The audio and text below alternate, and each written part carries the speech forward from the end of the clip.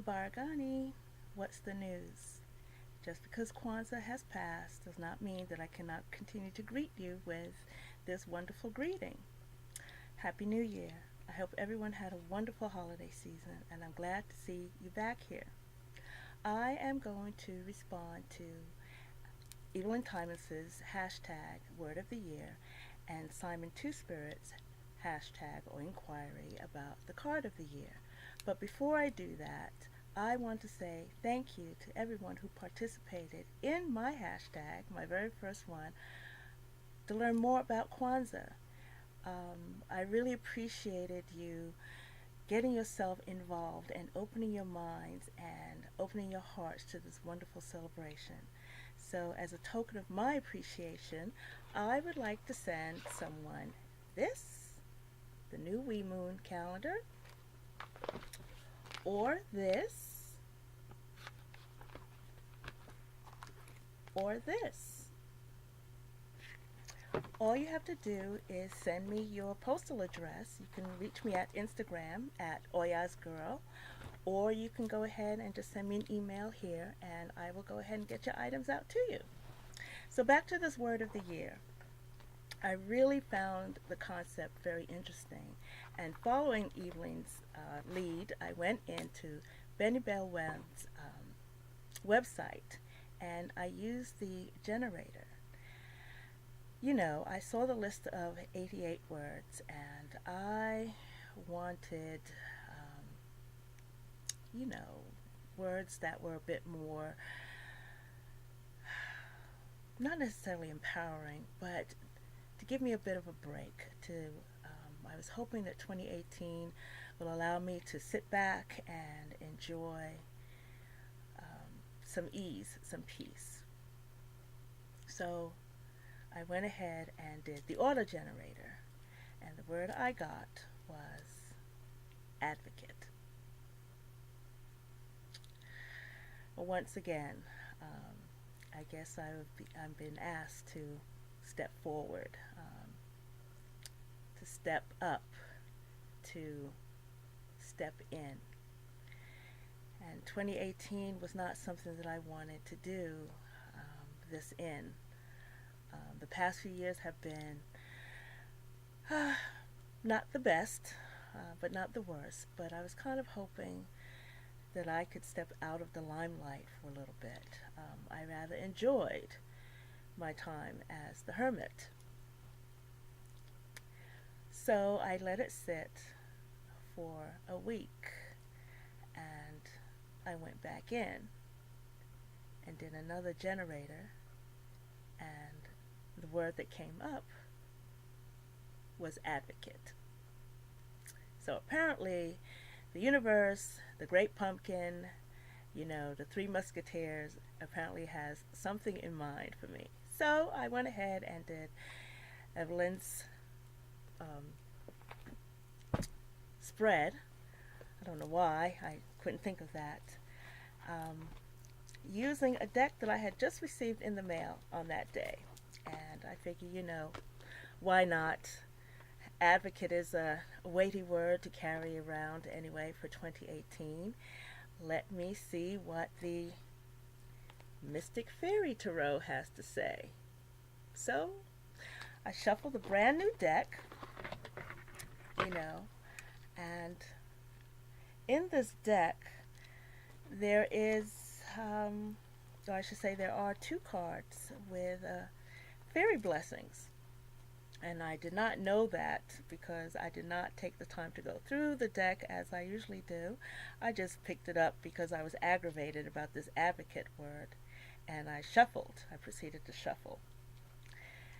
And when I asked, the first question was, how can I use my word this year? I got the fairies' farewell. Fairies clever, fairies bright, from garden, wood, and pond you shed your glorious light. Many thanks for helping me find a path that's true and right. I had to chuckle when I saw that card.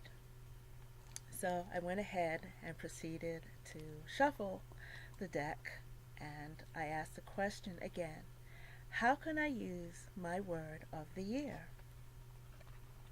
And the card I got was the Tower. This is my hidden path card. I guess how I can use this, my word, is to destroy false beliefs, facades, get to the truth of the matter, know when something is finished, has passed its sell-by date, and get rid of it. Move it along. It's done, once and for all.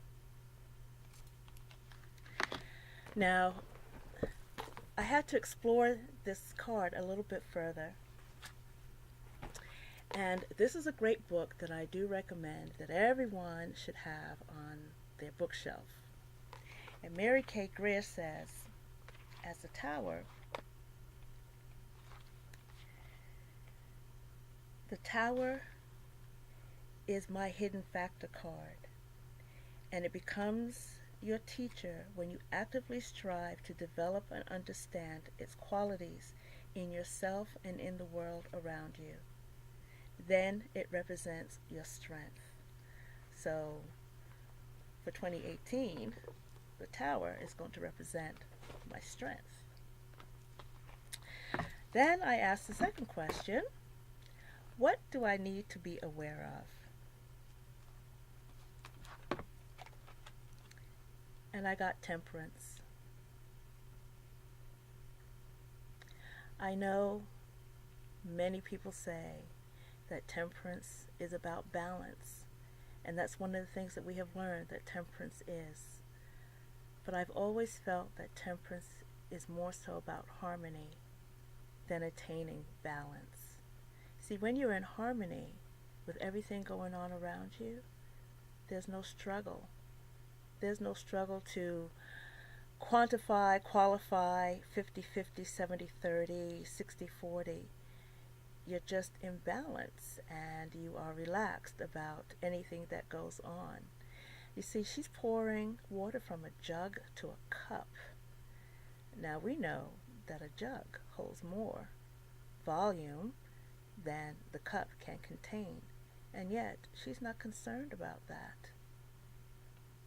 So I need to be aware of going with the flow, not concerning myself with perhaps severe imbalances of things. I need to stay flexible. And I like what this book had to say about that as well.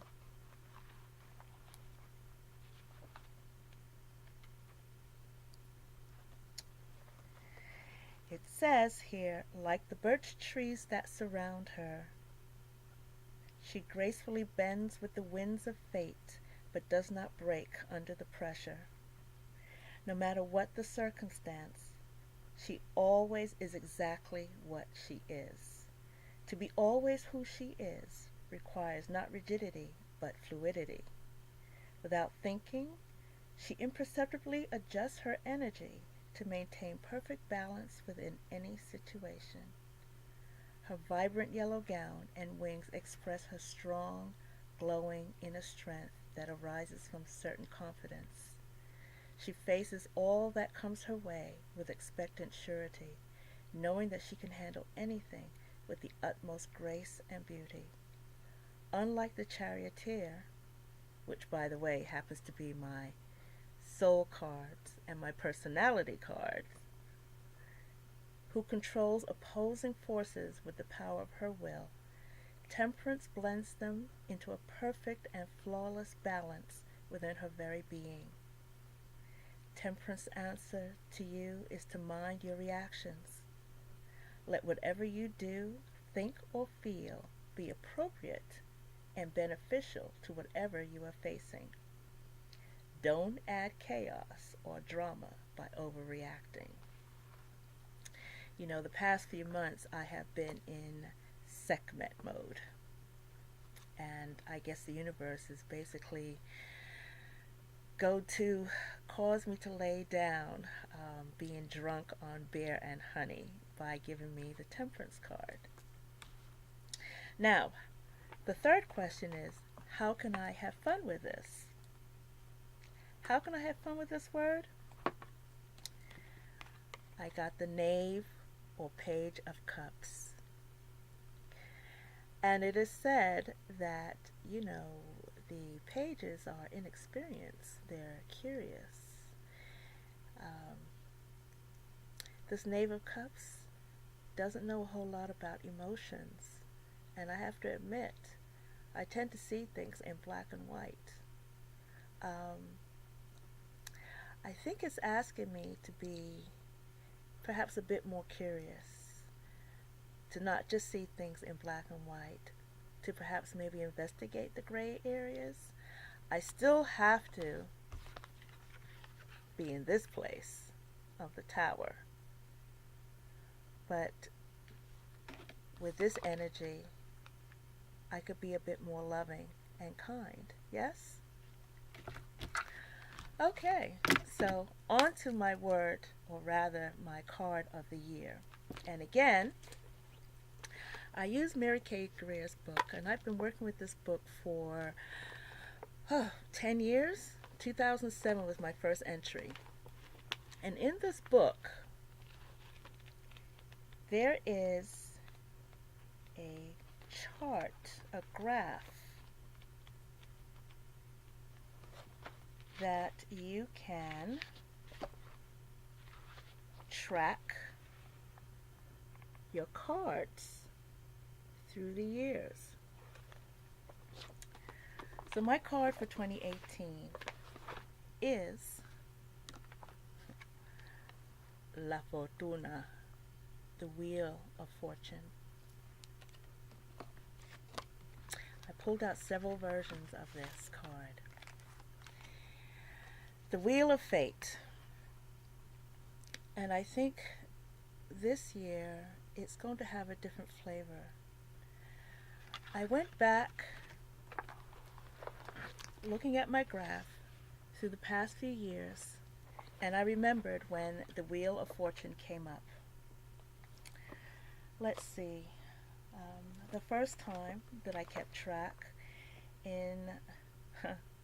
I went further back into 1991, 92, and that is when I left a marriage, met a young man, and decided to have a child at that time. And the next time the wheel came up for me was in 2002. And I had become redundant from a long-term job. I had a young child, and the condominium that I was renting was going up for sale. So I had to make a move rather quickly. No job, a young child. I didn't know what I was going to do, but somehow or the other I managed. I made things happen. I twitched my nose and snapped my fingers and did some woo-woo stuff, and I got a beautiful townhouse that we actually stayed in for almost 10 years. And then again in 2012 I got laid off again. And this is when I tried really, really hard to make a go of my business, doing readings for people, teaching. It was a lot of work. I was collecting a bit of unemployment, making ends meet, but it was still a struggle. My son at this time was a teenager. And towards the end of 2012, I had decided that we had to downsize and move to someplace smaller. My resumes had been out, and I wasn't getting any responses, and I didn't know what else to do. So I put everything in storage, and I asked my son if he could stay with his friends, and I was willing to sleep on anyone's couch. It really had gotten that bad for me in 2012. Now, my faith, I'm Yoruba, I'm an Orisha devotee.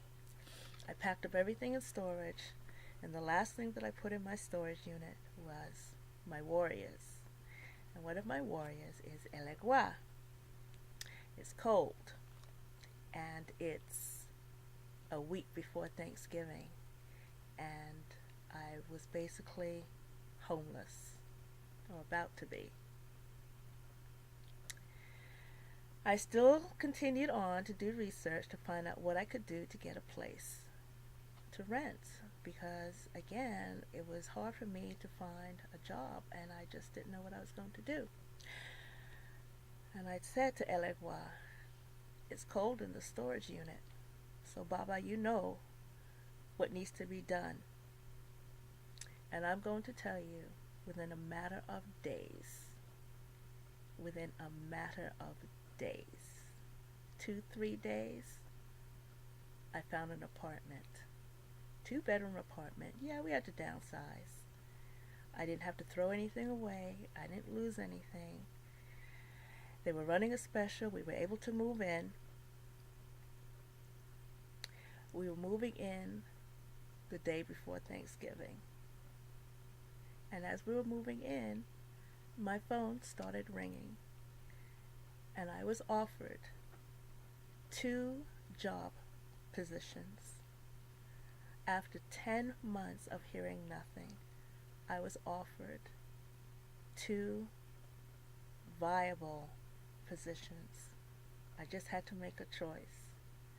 So the wheel of fate was once again operating in my life.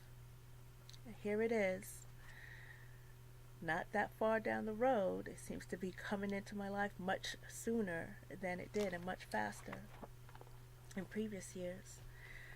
But this time, I don't feel the intensity or the upset with the Wheel of the Year.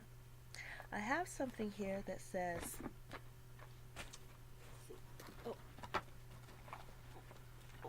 excuse me, I'm back. The Wheel of the Year. Put on my glasses. I had to share this with you because this represents the halfway point of the fool's journey, and it shows all of life pivots on a chance. Life is a game of chutes and ladders, and we know how easy it is to be boosted up or knocked down. The lesson is that it matters less whether our fortunes are up or down, but how we ride the wheel. Like all the great trumps, this card is neither good or bad, but the way it feels in a reading depends on how you know how you're going to fare.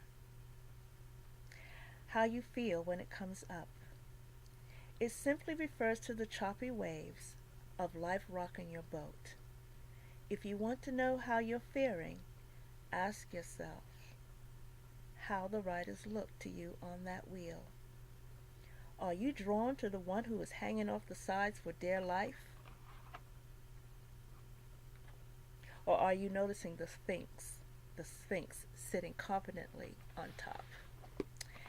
And I have to say that I feel very much like this Sphinx this year. I'm excited about 2018. All I'm going to do is fasten my seatbelt and go whee! So I pulled some other cards here to share the idea of the Wheel of Fate.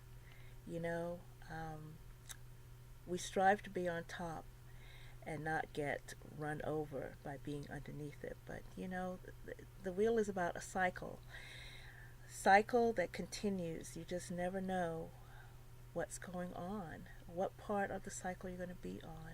And I always say that we drive the wheel. Now, how we pedal out, which means our mindset, determines if we're at the bottom of the wheel, being pressured, run over by it, or are we riding the top of the wheel? You know, this wheel says that sometimes many of us think that we are moving about at the whims of fate, our astrological bearing, what we were born under, Mercury retrograde, we're all victims of that. And yet we're not. If we took the attitude of the two dolphins here, you can go with the flow and just enjoy it. When it's up, enjoy it. When it's down, do whatever you need to do to keep it moving. I think the Handle deck explores it better. Handle says, in regard to the wheel,